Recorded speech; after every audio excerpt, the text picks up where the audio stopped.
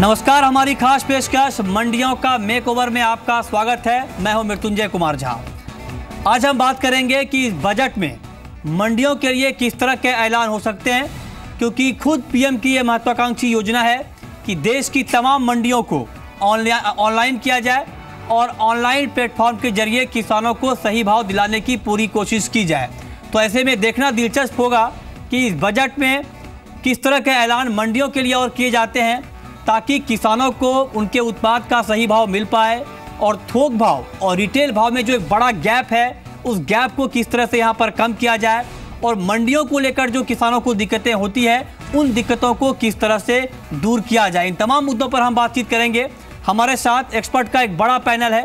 हमारे साथ हैं एग्री एक्सपर्ट विजय सरदाना, हमारे साथ हैं सीपीआई के एक्स प्रेसिडेंट बीके सभरवाल, और साथ ही हमारे साथ हैं एग्रीकल्चर मार्केट के एक्सपर्ट अशोक मित्तल, जयपुर से हमारे साथ जुड़े हैं। आप तमाम मेहमानों का बहुत बहुत स्वागत है कार्यक्रम में।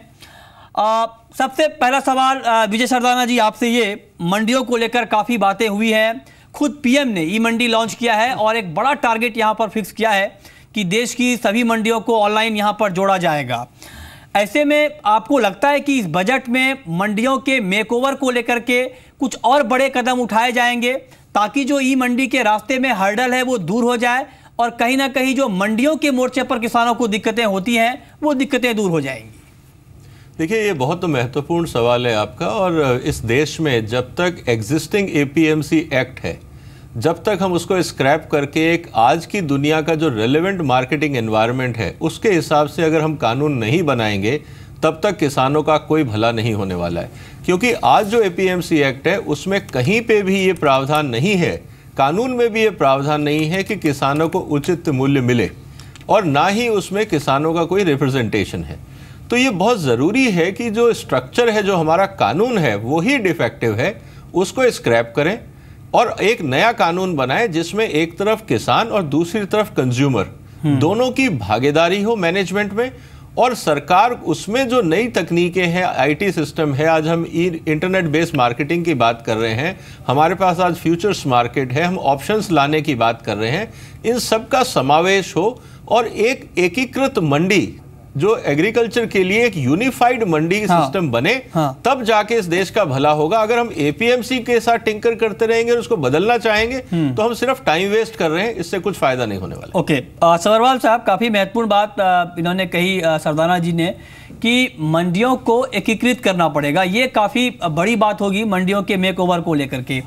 आपके हिसाब से पूरे मंडी सिस्टम में बदलाव को लेकर के सरकार को किस तरह के कदम उठाने चाहिए, ताकि जो दिक्कतें सालों से किसानों के सामने आ रही हैं मंडियों को लेकर, जब भी किसान मंडियों में माल बेचने जाते हैं तो उनके सामने कई दिक्कतें आती हैं। एक तो ट्रांसपेरेंसी की कमी होती है, और जब किसान मंडियों में माल लेकर पहुंच जाता है तो उनके पास विकल्प नहीं होता है नहीं बेचने का। तो ऐसे में आपके हिसाब से किस तरह के उपाय होने चाहिए बजट में, ताकि ये सारी दिक्कतें जो किसानों के सामने होती हैं अपने उत्पाद को बेचने को लेकर के, वो दिक्कतें दूर हो जाए? आपने एक बहुत सही प्रश्न पूछा।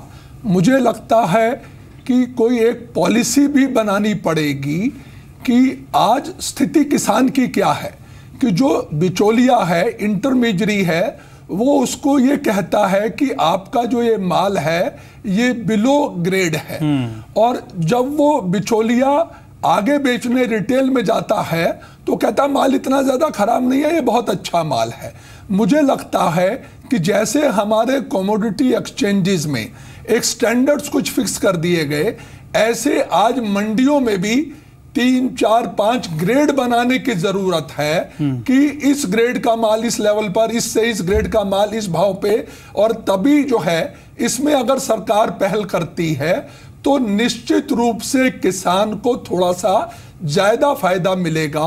और जैसा सरदाना जी ने कहा ही कि आज आवश्यकता है इस बात की कि उस एपीएमसी एक्ट को स्क्रैप कर आज किसान, उपभोक्ता और किसान को मिलकर अगर कोई ऐसी चीज नई शुरुआत की जाएगी तो उसी में किसान को भी लाभ होगा, ज्यादा पैसे मिलेंगे, और जो उपभोक्ता एंड यूजर है उसको भी कम पैसे देने पड़ेंगे। जी जी।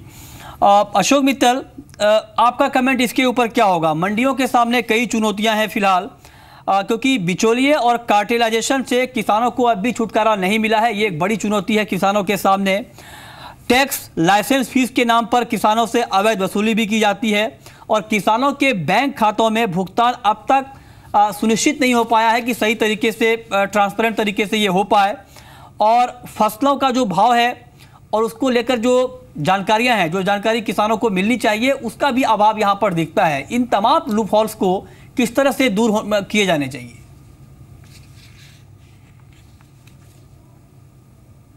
मृत्युंजय, मेरे हिसाब से जो गवर्नमेंट का बहुत ही महत्वपूर्ण और महत्वाकांक्षी योजना है कि मंडियों को एकीकृत किया जाए, और उसमें कदम उठ भी चुका है। पिछली बार भी जब हमने बात करी थी पैनल में तो यही था कि गवर्नमेंट ने एक बड़ा स्टेप लिया है, और मैं ऐसा मानता हूं कि गवर्नमेंट उसके प्रति काफी कृतज्ञ है और वो कोशिश करेंगे पूरी कि इस कदम को आगे और बढ़ाया जाए।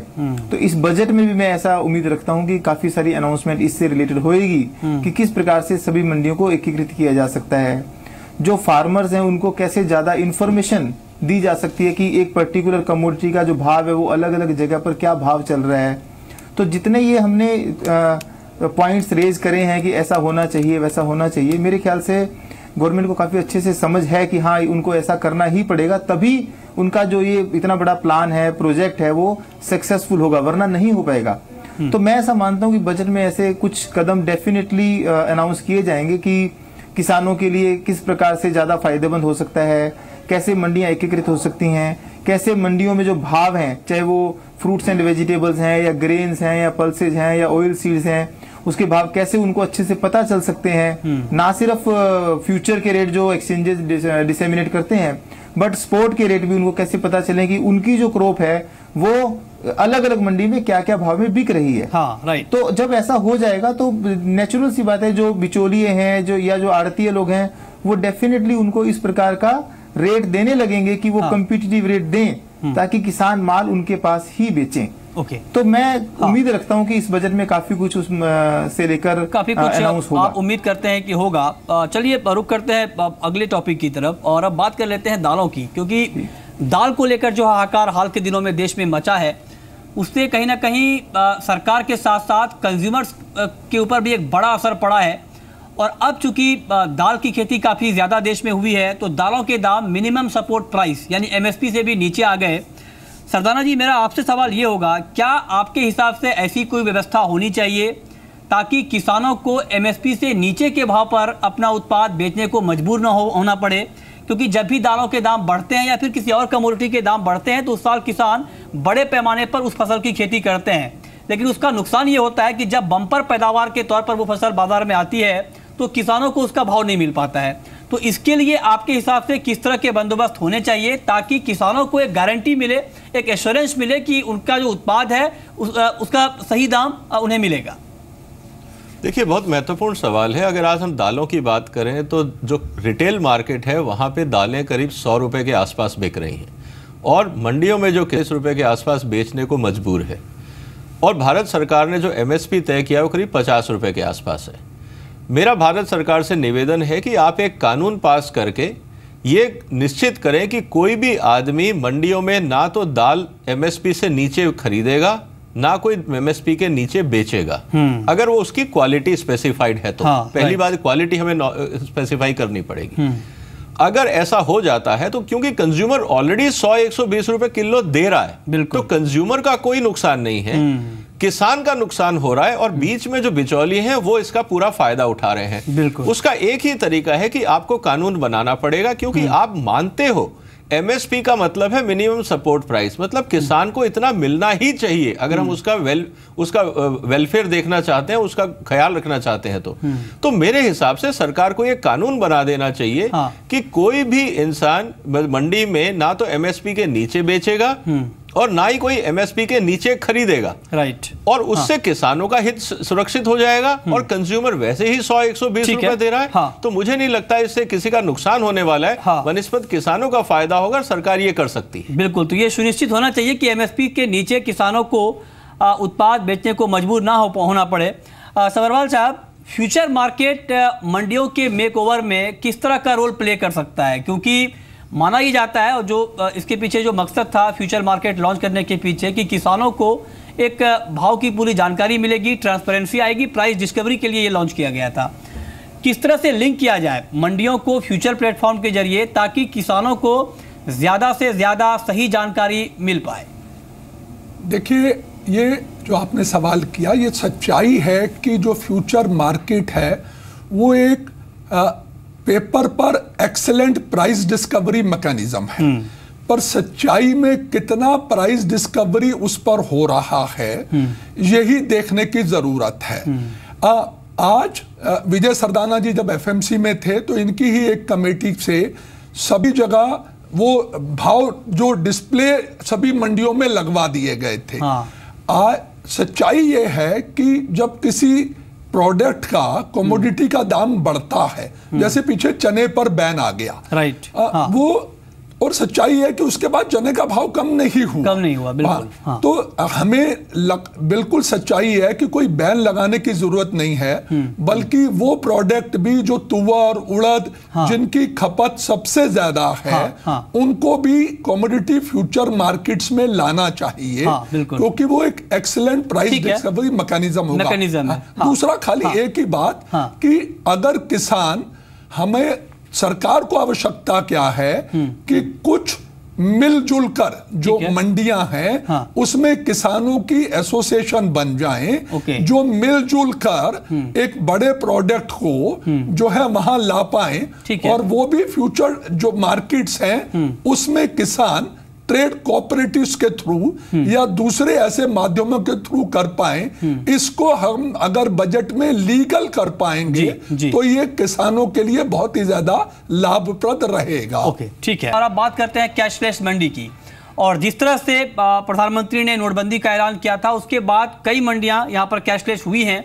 अशोक मित्तल, मैं आपसे जानना चाहता हूं, क्या कैशलेस मंडियों के मेक ओवर में एक बड़ी भूमिका निभा सकती हैं? आपका कमेंट इसके ऊपर क्या होगा?